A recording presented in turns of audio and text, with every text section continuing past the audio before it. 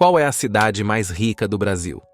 A maioria chutaria alguma capital famosa, como São Paulo, a maior metrópole do Sudeste, ou Brasília, a capital do país. Só que a resposta não é nenhuma dessas.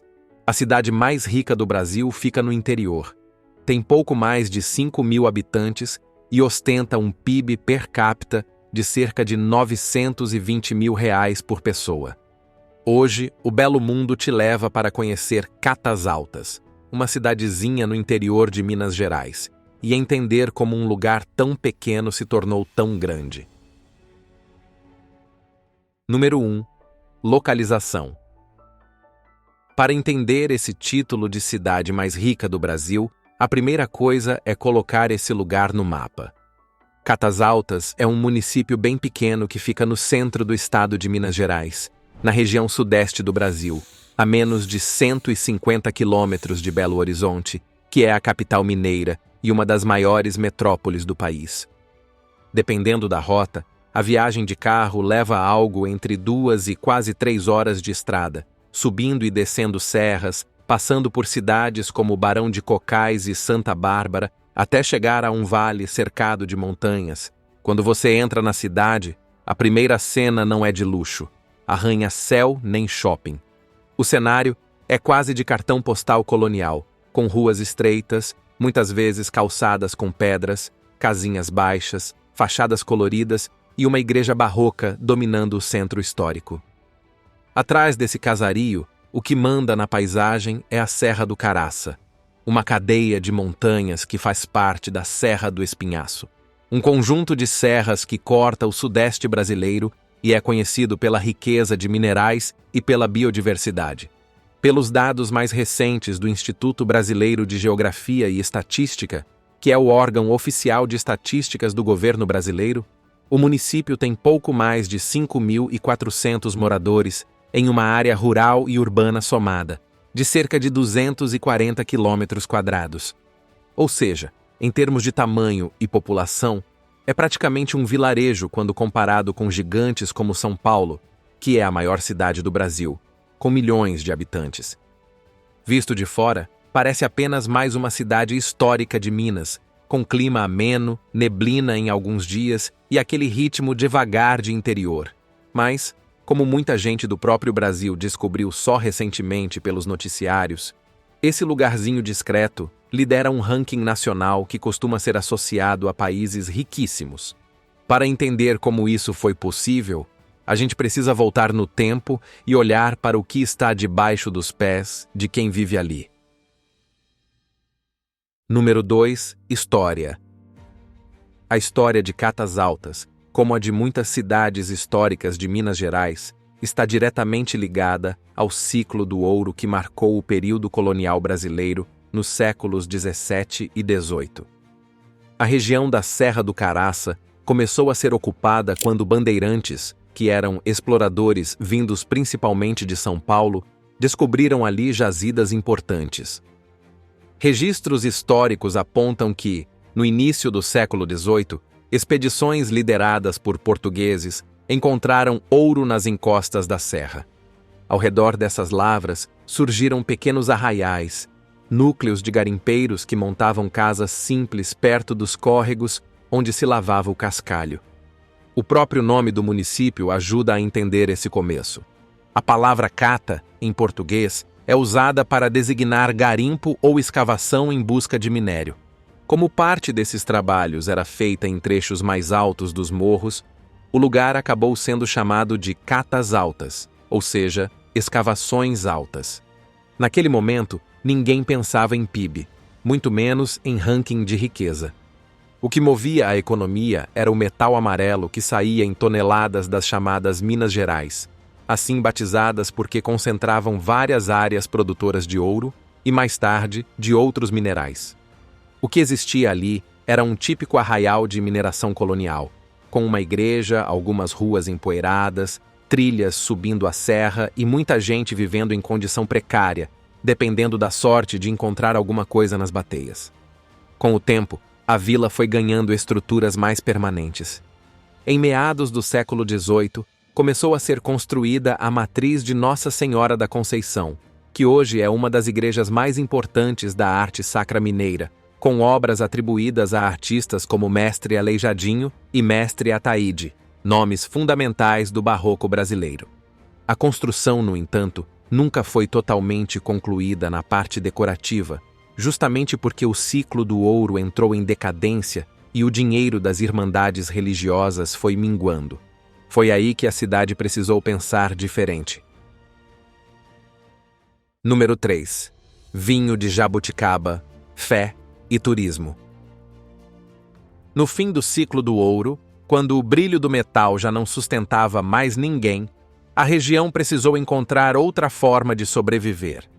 É nesse momento que aparece um personagem que muita gente da cidade conhece de nome, o Monsenhor Manuel Mendes, um padre português que chegou ali no século XIX, preocupado com a falta de trabalho e de renda.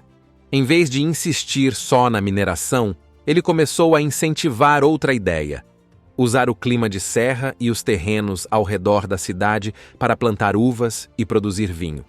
Para uma comunidade acostumada a depender do que saía do subsolo, foi um desvio de rota importante.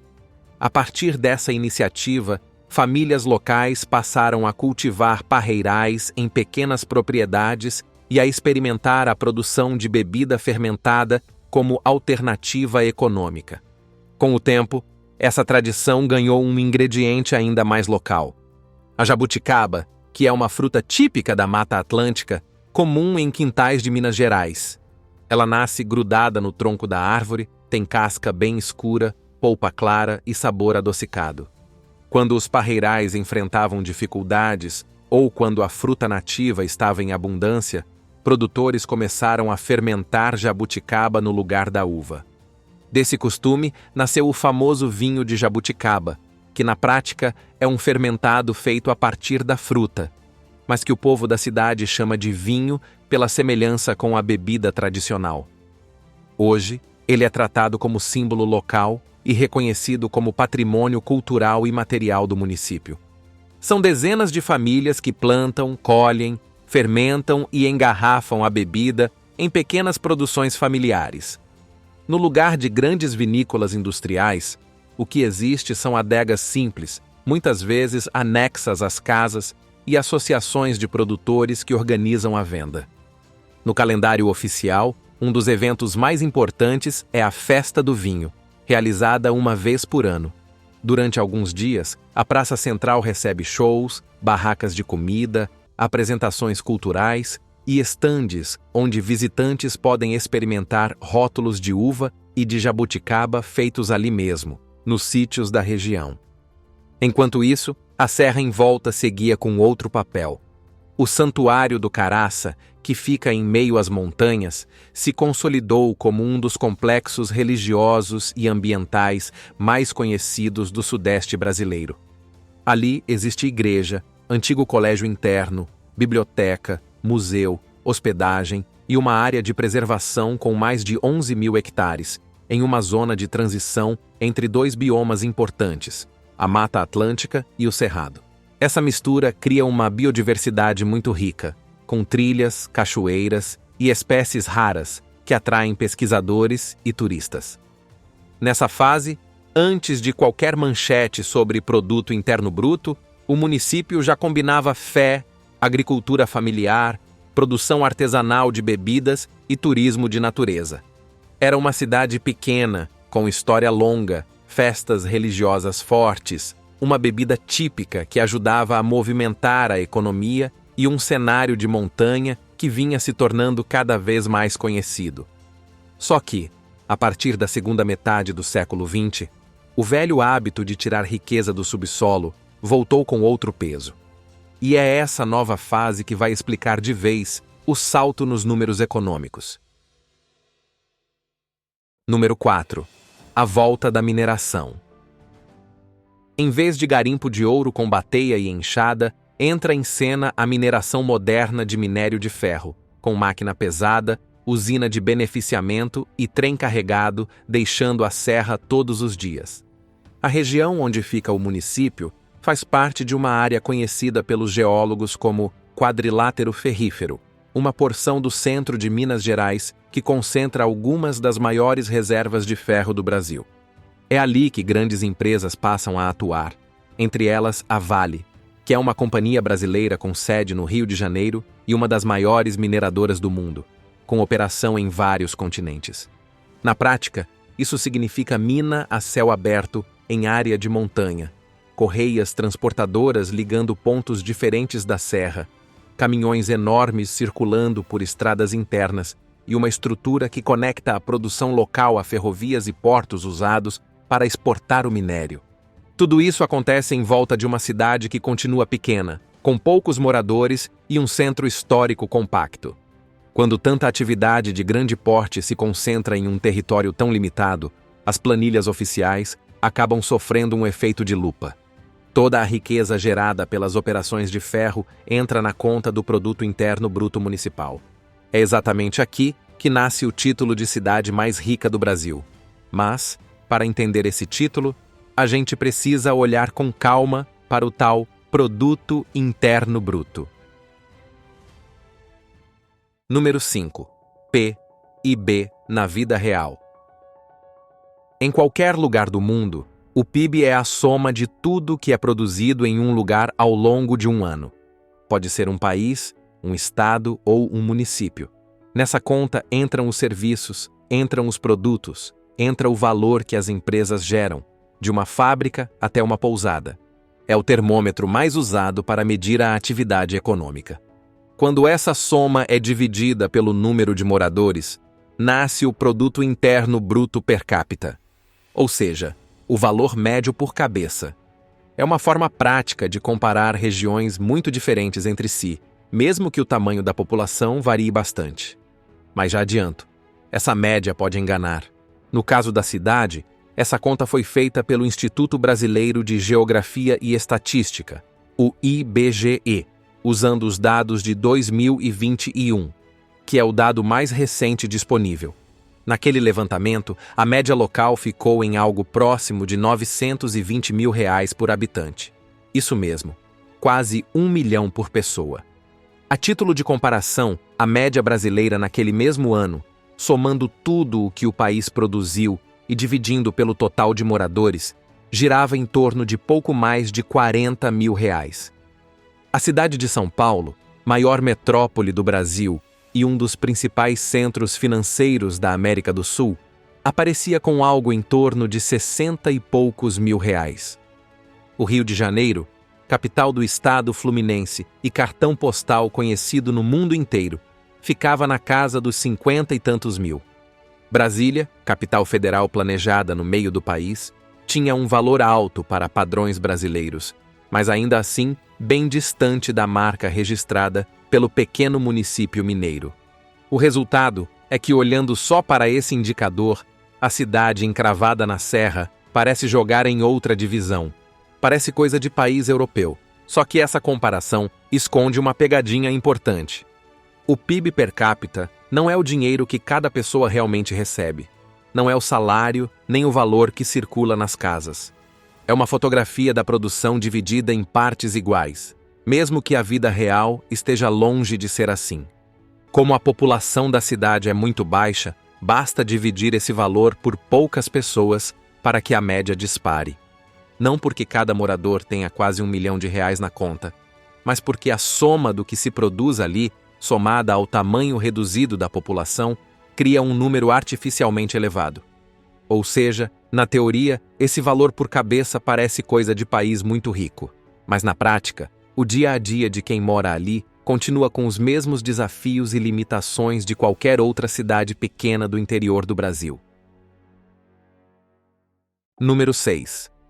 Como é viver ali no dia a dia? Se a gente sai das planilhas e anda pelas ruas, não encontra um cenário de luxo espalhado por todos os lados. Muito pelo contrário, é vida de interior, com algumas melhorias visíveis, mas longe da ideia de que cada morador está nadando em dinheiro. O que se vê são casas simples, comércio local funcionando num ritmo modesto, gente levando a vida com os pés no chão. O caminho dessa riqueza é outro. O que a mineração gera entra primeiro na conta das empresas. Depois, Uma parte se transforma em impostos e em uma compensação chamada CFEM, que é a sigla para Compensação Financeira pela Exploração de Recursos Minerais. Essa compensação é um tipo de pagamento que as mineradoras fazem ao poder público por estarem usando um bem que pertence ao Estado brasileiro. Uma fatia desse dinheiro vai para a União, outra para o Estado e outra para o município onde a extração acontece. Ou seja, não existe nenhum sistema que distribua esse valor diretamente para cada morador. Nada entra automaticamente na conta do cidadão comum. Tudo depende da gestão local. E como se vê em muitos municípios do Brasil, boa gestão nem sempre acompanha bons indicadores econômicos. Para piorar, existe uma sensação recorrente entre muitos moradores de que essa riqueza não é palpável. O dinheiro passa pela cidade, mas não parece ficar. Ele chega, circula nos bastidores e vai embora. Alguns projetos foram feitos, é verdade. Há ruas asfaltadas, escolas ampliadas, iluminação nova em alguns pontos. Mas a desigualdade continua ali, visível, quase intocada. O dado do PIB per capita acaba virando um símbolo que impressiona quem olha de fora, mas que pouco diz sobre a qualidade de vida real. Na prática, não é ele que define se a farmácia funciona, se tem médico no posto ou se o jovem consegue trabalho perto de casa. Número 7. Futuro. Quando a gente entende esse caminho do dinheiro, fica mais fácil enxergar o tamanho do desafio. Dependência é a palavra que define boa parte da economia local. Quando se olha para os cofres do município, quase tudo gira em torno da mineração, e isso acende um alerta vermelho. Por mais que a arrecadação seja alta e impressione nos números, ela está diretamente ligada à atividade de uma única empresa. A principal operadora ali é a Mineração Serra da Caraça, ligada ao grupo francês Vallourec. Essa empresa extrai minério de ferro da região e vende para fora, especialmente para abastecer siderúrgicas na Europa e na Ásia. É uma operação internacional, com impacto local. O problema é que esse tipo de atividade tem prazo de validade. O minério não é infinito, e quanto mais se tira, menos sobra. A extração não dura para sempre, e os impactos ambientais muitas vezes ficam como herança para quem mora ali. Além disso, o modelo é extremamente concentrado. A empresa gera receita, paga impostos, movimenta a economia. Mas quando a maior parte da renda vem de um único setor, qualquer oscilação no preço do minério, qualquer decisão empresarial tomada longe dali, pode causar um abalo forte na cidade inteira. Basta uma crise no setor ou uma mudança de rota nos negócios para tudo balançar. É como construir uma casa sobre um único pilar. Qualquer trinca nesse pilar coloca a estrutura toda em risco. E não é só a economia que sofre. O meio ambiente também entra na conta. Regiões com forte presença de mineração costumam enfrentar desequilíbrios sérios. Alterações no solo, desmatamento acelerado, risco de contaminação de rios e, em casos mais extremos, até rompimento de barragens. São marcas que podem durar décadas. Essa relação entre a cidade e a mineração levanta um debate importante. Até quando esse modelo é viável? O que acontece quando a atividade for encerrada ou reduzida? Existe algum plano de diversificação econômica em andamento? Alguma alternativa sendo preparada para garantir sustentabilidade no futuro? Essas são perguntas que ainda estão no ar, sem resposta clara por enquanto. Muita gente já percebe que, mais cedo ou mais tarde, a cidade vai ter que encontrar novos caminhos. Enquanto isso, Catas Altas continua aparecendo nos rankings como uma das maiores rendas per capita do Brasil. Só que o futuro desse número depende cada vez mais de decisões que, na maioria das vezes, não são tomadas por quem vive ali, mas por executivos em escritórios a milhares de quilômetros de distância. E aí? Você já tinha ouvido falar dessa cidade brasileira? Conta pra gente aí nos comentários o que mais te surpreendeu nesse vídeo. Se curtiu o conteúdo, deixa seu like, compartilha e, claro, não esquece de ativar a nova função do Hypar. Isso ajuda o canal a ganhar visibilidade e continuar trazendo essas viagens inacreditáveis pelo nosso belo mundo. A gente se vê na próxima.